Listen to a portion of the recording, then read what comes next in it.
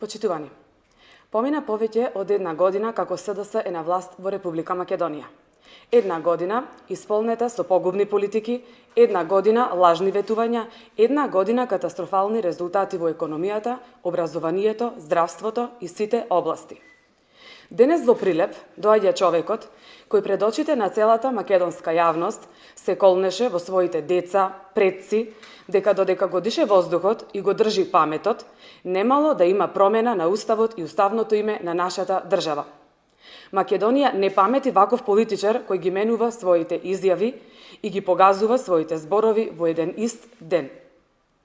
Зоран Заев е човекот кој е одговорен за погубниот договор со Грција.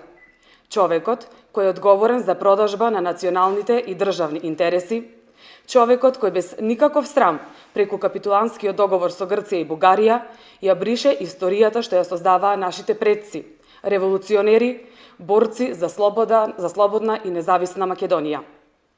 Ако алиби за досегашното неработење, како на централно, така и на локално ниво, беше процесот на преговарање за смена на име, кој сите видовме како фатално заврши по целиот македонски идентитет, многу веројатно, како алиби за идното неработење на оваа влада, ќе биде сиот тој процес за смена на име на институции, пари, нови униформи, лични документи, дипломи, ревидирање на учебници по историја во која треба да пишува за некоја нова држава. На шверцерски начин се направи обид да се донесе законот за употреба на јазиците, со кој албанскиот јазик треба да биде втор службен јазик во Македонија, а со тоа Прилеп, градот Херој, да стане двојазичен. Преку прекршување на уставот и законите, на повидок е уште еден срамен чин со кој насила сака да се смени уставното име на Република Македонија. Економијата е на дното во Европа со само 0,1% раст. Наместо нови инвестиции и нови работни места, пред објективот на камерите, Заев и неговите соработници се сликаат во фабриките кои ВМРО ДПМН ги донесе. Здравството никогаш не било покатастрофално. Подсетуваме дека во Прилепската болница и останатите здравствени установи нема ниту еден реализиран проект во овие година дена. Напротив, истата беше оставена без потребните основни средства за операции, а со тоа беше загрозен животот на прилепчани. Според изјавата на министерот Филипче, Прилеп останува и без лабораторија за проверка на крвта.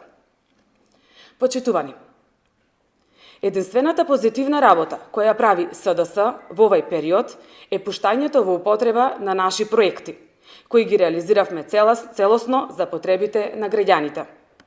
Пред скоро време беше пуштена во употреба новата градинка, проект од локалната власт, предводена од ВМРО ДПМН.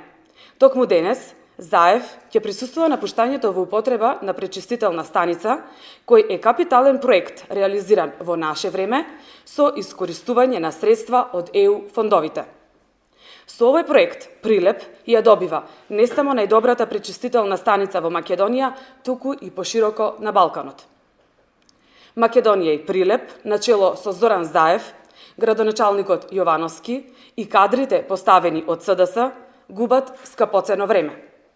Додека животниот стандард се влошува од ден на ден, додека граѓаните ги чувствуваат катастрофалните резултати на свој грб, сведочиме за понижување на македонците и кршење на македонскиот дух.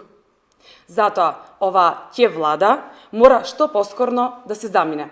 Ќе дојдат подобри времина. Македонија ќе победи.